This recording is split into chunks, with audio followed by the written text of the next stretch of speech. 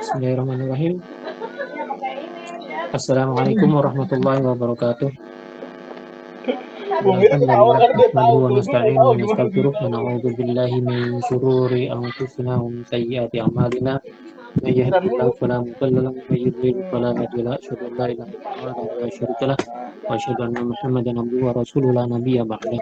Allahumma shalli wa sallim ala sayyidina Muhammadin wa ala ali sayyidina Muhammad. Wa qala Allah ta'ala fi kitabil karim a'udzu billahi minasyaitonir rajim. Alladzina yu'minuna bil ghaibi wa yuqimuna ash-shalata wa mimma razaqnahum yunfiqun. Walladzina yu'minuna bima unzila ilaika wa ma unzila min qablik wa bil akhirati hum yuqinun. Sadaqallahu al-azim wa sadaqa rasulun nabiyyu habibul karim wa nahnu ala dzalika minasyahidin wa syahidin alhamdulillahi rabbil alamin amma ba'd. Alhamdulillah segala puja dan puji bagi Allah Subhanahu wa taala yang memberikan nikmat kepada kita sekalian sehingga pada siang hari ini alhamdulillah kita bisa sama-sama berkumpul di ruang virtual ini. Mudah-mudahan pertemuan-perkumpulan kita ini akan mendapatkan berkah rahmat ridho dari Allah Subhanahu wa taala dan akan dicatat oleh Allah sebagai bagian dari amal kebaikan kita yang akan memberatkan timbangan amal kita di hari salat serta salam semoga selalu tercurah limpahkan kepada Nabi besar Muhammad SAW, kepada para sahabat, para keluarga, para pengikut yang setia hingga akhir zaman. Mari sama-sama kita mulai pertemuan pada siang hari ini dengan membaca basmalah. Bismillahirrahmanirrahim. Alhamdulillah pada hari ini insya Allah kita akan memasuki bahasan baru.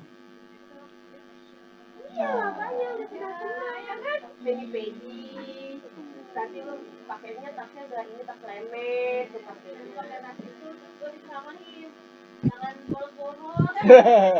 Bahasan yang baru karena yang menurut kurikulumnya ini sebentar lagi udah habis, tapi bahasannya masih ada beberapa yang belum kita bahas. Jadi kita melangkah ke bahasan baru tentang hal-hal seputar iman. Kita balik lagi ke masalah iman karena memang ini yang menjadi dasar dari semua yang dalam kehidupan kita, dan ini yang memang menjadi awal dari diadakannya Google Meet seperti ini. Jadi memang awalnya dulu kita mau membahas masalah keimanan.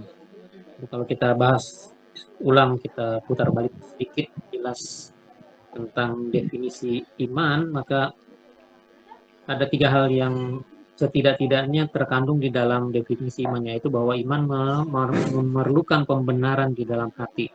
Artinya hati menerima semua ajaran yang dibawa oleh Rasulullah SAW, meyakininya, meyakini kebenarannya itu di dalam hati. Kemudian pengakuan dengan lisan. Selain apa yang ada di dalam hati, lisan kita juga mengakuinya. Yang seminimalnya adalah mengucapkan 2 kalimat syahadat, asyhadu an la ilaha illallah wa asyhadu anna muhammadar rasulullah. Itu seminimalnya, dan itu adalah yang pertama untuk diminta dilakukan oleh orang-orang yang mengaku beriman. Jadi sebelum yang lain-lain, yang diminta ini adalah syahadatain, asyhadu an la ilaha illallah wa asyhadu anna muhammadar rasulullah, dua-duanya. Kemudian sesudah syahadat ini dilakukan, keimanan ini membutuhkan adanya perbuatan dengan anggota badan. Jadi amal-amal yang hati, yang di dalam hati tadi keyakinan, kemudian amal lisan yang diwujudkan dengan syahadat, itu mesti ditambah lagi dengan keimanan yang berupa perbuatan ketaatan dengan anggota badan. Ibadah-ibadah mesti dilakukan. Orang yang mengaku beriman tapi tidak beribadah, itu tidak sempurna keimanan, karena belum mencapai ini. Makanya mesti diperhatikan bahwa orang yang beriman itu adalah orang yang juga beribadah. Apabila dia mengaku beriman tapi tidak beribadah, maka ini imannya menjadi tidak lengkap. Kemudian ada 2 hal lagi yang menjadi ciri dari iman ini di dalam definisi iman, yaitu bahwa iman itu bertambah dan iman itu juga bisa berkurang.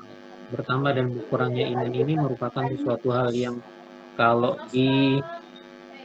dilihat secara kasat mata nggak kelihatan karena memang secara iman itu nggak kelihatan.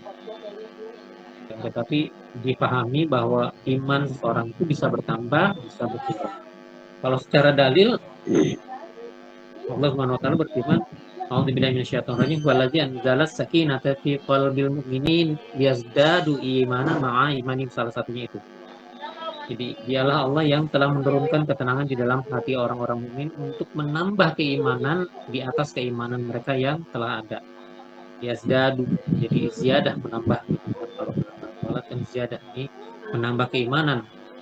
Allah yang menurunkan sakinah, menurunkan ketenangan ke dalam hati itu luar biasa. Kalau diambil kisahnya ini, ketika terjadi perang Badar, orang-orang beriman uh, dan di dalam beberapa perang lainnya itu dikasih tahu bahwa yang namanya orang-orang musyrikin itu mereka datang dengan peralatan perlengkapan tempur yang lengkap dan mereka itu jumlahnya banyak. Tapi hal-hal itu tidak menambah ketakutan, melainkan menambah ketenangan, keyakinan di dalam diri orang-orang yang beriman bahwa mereka mampu, bahwa mereka itu akan memenangkan pertempuran. Kenapa? Karena keimanan yang sudah semakin tinggi, makin bertambah tinggi lagi dengan keimanan yang dengan keimanan yang ada.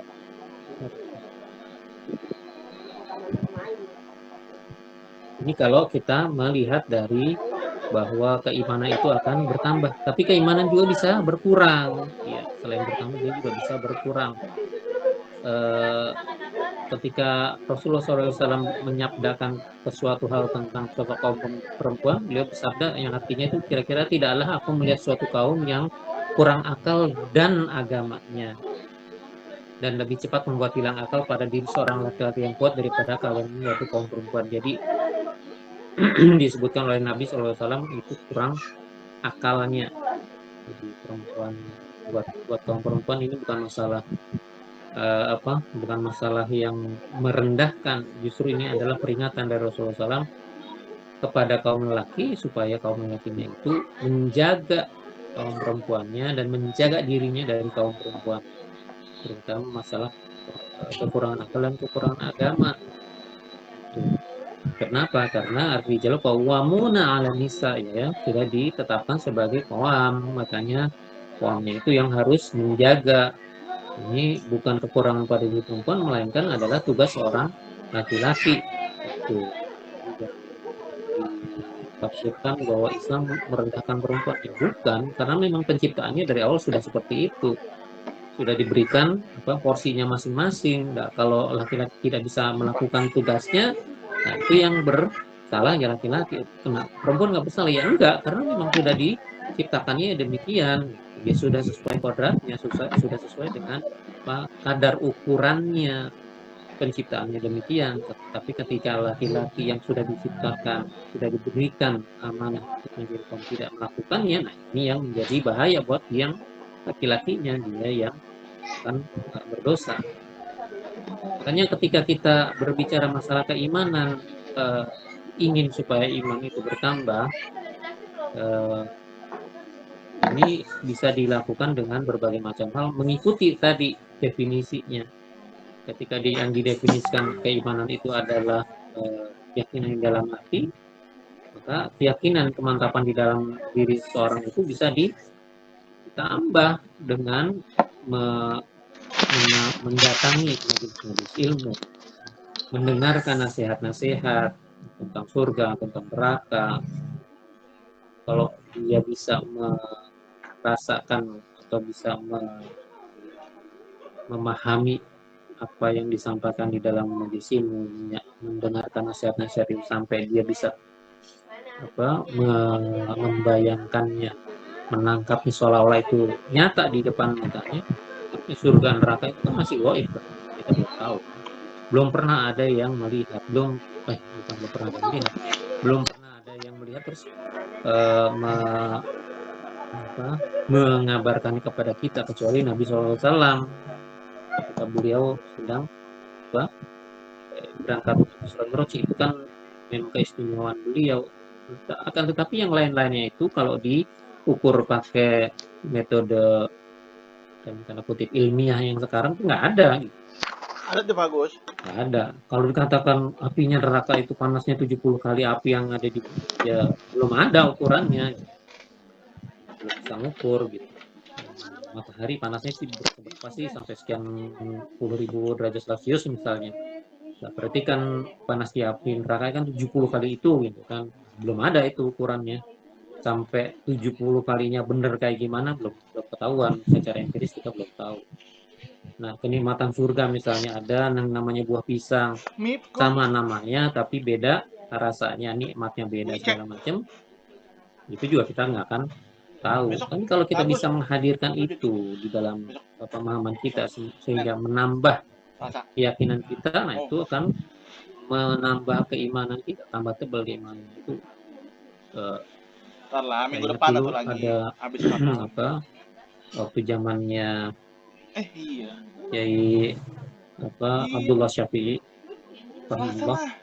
waktu beliau Boy, ceramah itu orang yang mendengarkan di Pekalongan Apa-apa kalau lah, nggak satu salah itu juga. orang yang mendengarkan itu ada yang sampai itu ketakutan menjerit-jerit gitu. Ya Allah, ya Allah, ya Allah. Kenapa? Karena dia bisa membayangkan betapa apa nasihat yang disampaikan Kami oleh sih Kiai Abdul Syafi'i ini tentang neraka itu seolah-olah ada di depannya gitu. Ya sudah sedemikian iya, takutnya benar. gitu, bisa merasakan itu Anak-anak. luar biasa. Itu kalau dicari itu rekamannya masih ada. Silakan aja dicari MP3 masih, karena waktu itu belum ramai yang namanya video, jadi masih berupa rekaman suara. Itu kedengeran sampai orang itu katanya dikabarkan pingsan karena rasa takutnya. Itu kejadian seperti itu. Nah, kalau di zaman sekarang yang seperti itu mungkin bisa kita alami sendiri, masing-masing dari kita punya pengalaman sendiri masing-masing tentang bertambahnya keimanan ketika kita mendengarkan nasihat, ketika kita mendengarkan ceramah, kita datang ke majelis ilmu, menambah keimanan kita yang masuk sekali gitu, yang namanya nasihat dari guru itu atau ustadz itu atau ulama itu dalam hati kita. Kok begini gitu ya, itu mas pengalaman Mas yang bisa diingat-ingat sendiri ya, digali-gali sendiri. Oh, ada yang masuk atau kalau memang ada yang seperti itu, nah boleh itu apa ditambahkan ininya, frekuensinya atau jumlahnya, atau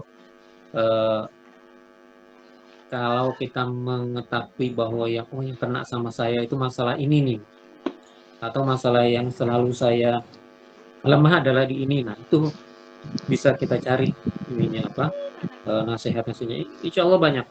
Zaman sekarang itu udah banyak hal menjadi jauh lebih mudah. Ya, tinggal kita mau atau enggaknya aja untuk mencari nasihat-nasihat seperti itu. Itu kalau masalah yang ada di dalam hati. Kalau keimanannya itu diartikan sebagaimana tadi adalah yang berkenaan dengan ucapan, dengan lisan, maka ada ajaran di dalam agama itu untuk kita membasahi lidah kita, lisan kita dengan zikir. Orang yang mampu untuk lebih banyak berzikir kepada Allah, mampu untuk membasahi lisannya dengan berbagai macam kalimat thayyibah, kalimat yang baik, itu akan mampu untuk meningkatkan imannya di dalam lisannya. Itu kalau mau dilihat contoh itu, kalau orang yang kaget gitu, atau orang yang kaget, terkejut sama ya, menghadapi sesuatu yang luar biasa dengan keadaan tiba-tiba gitu kan, orang yang dalam keadaan seperti itu akan keluar dari lisannya apa yang memang biasa dia lazimkan di dalam lisannya. Orang yang melazimkan kalimat thayyibah begitu kaget gitu, terkejut atau dalam menghadapi sesuatu yang luar biasa yang tiba-tiba datang kepada dia, itu yang keluar juga yang biasa dia sebutkan, itu keluar ya, itu berarti yang biasa dia lakukan itu. kalau terbiasa untuk mengeluarkan kata-kata yang buruk, menyebut nama-nama binatang misalnya, insya Allah yang keluar itu juga. Itu kita bisa mengukur tuh diri kita sendiri. Gak usah mengukur orang lain, ya, mengukur diri kita sendiri. Kalau kita kaget, apa yang keluar dari kita? Kalau yang keluar bukan kalimat thayyibah, nah kita mesti hati-hati. Mesti mulai melazimkan lagi membasahi lisan kita dengan zikrullah, membaca kalimat thayyibah yang gampang-gampang aja ya. Nggak bisa terus-terusan Pak. Ya nggak bisa terus-terusan. Memang Itu ayunan sifatnya ini dia. manusia itu untuk lupa Itu gitu, ayunan. untuk lalai itu ya memang sifatnya manusia. Oh, Tetapi jangan berketerusan di dalam kelupaan kelalaian itu. Mesti buru-buru balik pada yang baik-baik. Karena kan yang namanya proses itu pasti akan naik turun. Makanya iman juga akan naik turun seperti itu. Itu kalau dari sisi lisan. Nah, kalau dari sisi perbuatan ini akan jauh lebih nyata. Maksudnya buat diri seseorang ya, buat dirinya sendiri. Karena apa? Karena yang kelihatan oleh orang lain dalam bentuk amal ibadah secara fisik yang dilakukan oleh anggota badan itu kan sebenarnya mesti diikuti oleh amalan hatinya. Soal imannya itu akan bertambah kalau amalan hatinya dan amalan fisiknya itu anggota badannya itu sejalan gitu, sama-sama meningkatkan imannya. Nah kalau yang di dalam hatinya itu bukan masalah keimanan, dia beribadah misalnya sholat, dia sedekah, itu di dalam niatnya itu adalah supaya misalnya dilihat orang, supaya tersohor segala macam. Ya, ini bukan menambah keimanan, malah merusak keimanannya. Makanya amalan yang perbuatan zohir yang terlihat itu mesti dikuatkan dengan dibarengi dengan amalan hati yang kuat gitu. Makanya kalau nanti diperas-peras lagi semuanya akan balik ke sana. Nah, kenapa sekarang kita membahas kembali masalah iman ini? Ada banyak hal di dalam kehidupan yang kalau kita perhatikan bisa membuat kita memahami bahwa dari awalnya sewaktu kita mendefinisikan iman itu udah banyak penyimpangan. Misalnya ketika kita mendengar orang nggak usah pakai jilbab, yang penting hatinya baiknya. Ini keimanan dinisbatkan hanya cukup dengan apa yang ada di dalam hati, asal hatinya baik udahlah, semuanya yang lain-lain oke lah gitu. Tuh, cukup dengan hati. Nah, nggak bisa begitu gitu. Hati orang itu kan memang tidak kelihatan. Sementara kita itu diperintahkan oleh Rasulullah SAW untuk menjudge, untuk menghakimi, untuk menilai berdasarkan apa yang terlihat. Kita tidak bisa menilai apa yang tidak terlihat. Waktu kisahnya dalam perang ada sahabat yang membunuh orang musyrikin yang sudah mengikrarkan bahwa dirinya itu beriman. Memang udah kalah nih orang musyriknya, udah tinggal mau dibunuh, tapi dia bersyahadat, tapi tetap dibunuh juga gitu kan. Kata Rasul nggak boleh begitu. Kenapa? Kan kita nggak tahu apa yang ada di dalam hatinya. Tapi dia pasti, ya Rasul, dia pasti cuma mau menyelamatkan diri. Kalaupun itu terjadi bahwa dia hanya ingin menyelamatkan diri, yang bisa kita pegang adalah apa yang sudah dia ucapkan bahwa dia sudah beriman. Ya kalau memang benar sangkaan kita bahwa dia tidak beriman sesungguhnya kan, cuma hanya mau menyelamatkan diri. Tapi kalau memang kita salah, dia benar-benar sudah melihat dengan mata hatinya bahwa memang dia sudah dibukakan pintu hidayah oleh Allah Subhanahu wa taala, siapa yang tahu? Makanya tidak cukup dengan hati. Pasti kita nyatakan dengan lisan, kemudian kita ikuti dengan perbuatan-perbuatan. Keimanan itu harus bangunannya harus seperti itu. 3 hal itu paling nggak harus harus ada. Ketika orang mengatakan cukup dengan hati, keimanan cukup dengan hati, nggak bisa seperti itu. Tertolak dengan sendirinya. Kenapa ya? Nggak jelas keimanannya. Gitu kan. Ya, kalau nggak jelas keimanannya, eh, itu bisa bisa berantem nih orang-orang yang sesudah dia meninggalnya kan. Orang nih pengen masuk Islam itu kan, menyatakan beriman kepada Allah, kepada Rasulullah SAW dalam hatinya, tapi dia tidak mengikrarkannya, apalagi melakukan amal-amal ibadah yang dilakukan oleh orang yang beriman gitu kan, cuma di dalam hatinya doang, dia meninggal gitu, nggak bakal dia dikafanin, disolatin, dimandiin, dikafanin, disolatin, terus dikuburin di kuburan Islam, nggak bisa. Kenapa ya, orang nggak ada yang tahu, makanya nggak cukup dengan hati aja gitu. Emang kita ini cenayang apa gitu kan? Dari ciri-ciri cenayang juga dilarang kan. Makanya nggak bisa orang yang menyatakan bahwa iman itu cukup dengan hati, nggak bisa, itu tertolak dengan sendirinya. Nggak akan bisa menjadi orang yang beriman kalau dia hanya mencukupkan hanya dengan hatinya saja. Kemudian ada yang mengatakan bahwa iman itu tidak bertingkat-tingkat. Nah ini apa yang menyamaratakan pokoknya dia beriman gitu. Lah, kalau ada yang bertambah, ada yang berkurang, pada satu saat dia bertambah, ada orang lain yang berkurang gitu, mungkin bisa sama kan. Abang itu nggak bisa sama, pastinya nggak bisa sama. Orang yang serumah aja kita belum tentu sama keimanan kita. Ya, diri kita sendiri keimanan pada saat ini dengan yang tadi, dengan yang nanti, kan, belum tentu sama, karena pasti akan bertambah dan berkurang. Gimana tidak bertingkat-tingkat? Kalau orang beriman, eh, menyatakan masing-masing beriman. 2 orang nih masing-masing menyatakan beriman. Yang satu melakukan dosa, kemaksiatan.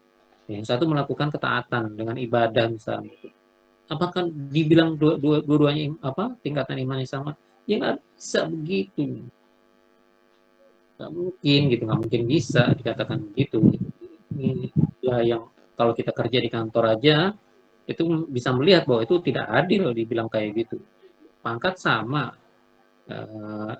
tugasnya sama, tapi kita mengerjakannya misalnya dengan benar, lah dia malas-malesan, kan bisa diukur kan dari produktivitasnya kan, lah terus mau di nilainya sama, ya protes dong kita, apa-apaan kayak gitu, nggak bisa. Makanya kalau ada orang yang bilang semua orang beriman, nggak bisa, nggak sama gitu. Ada yang tingkatannya lebih tinggi dari yang lain, seperti itu. Makanya kalau ada yang menyimpang-nyimpang kayak gini mesti diingatkan. Nggak, secara logis aja dia akan bisa melihat loh, itu nggak benar.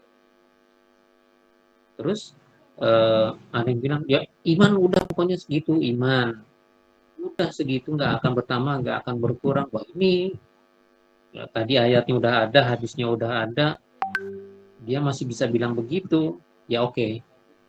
Sekarang kalau dia dihadapkan pada suatu pilihan, ya, manusia kan pasti akan punya punya eh, pilihan kan di dalam melakukan aktivitasnya.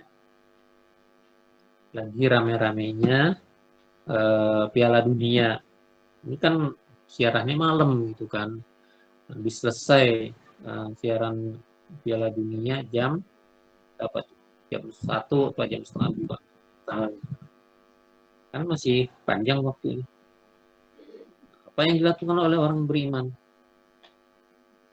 Itu dia mau sholat, apa mau tidur, atau ada pilihan melakukan hal-hal yang tidak baik.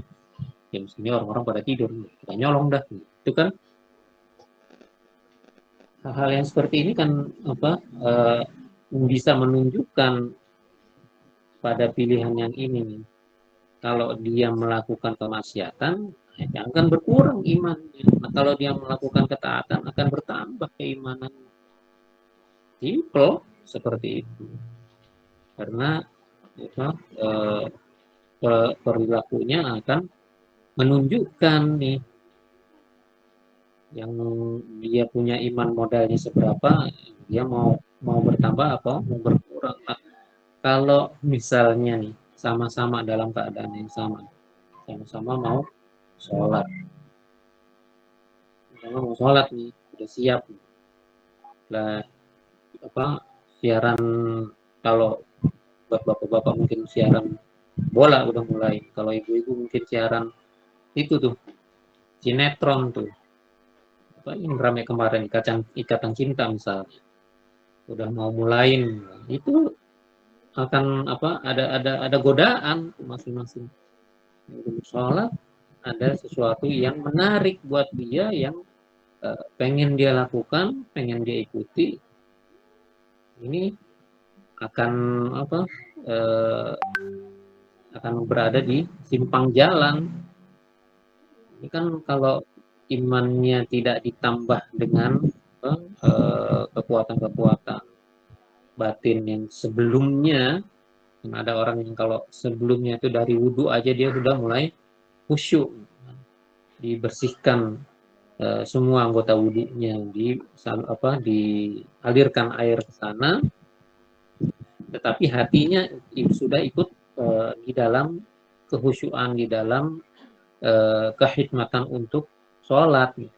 Jadi sedari wudhu dia sudah merasakan kedekatan dengan Allah Subhanahu Wa Taala. Dia udah mau mendekat gitu, udah mau melakukan komunikasi yang intens dengan Allah melalui sholat.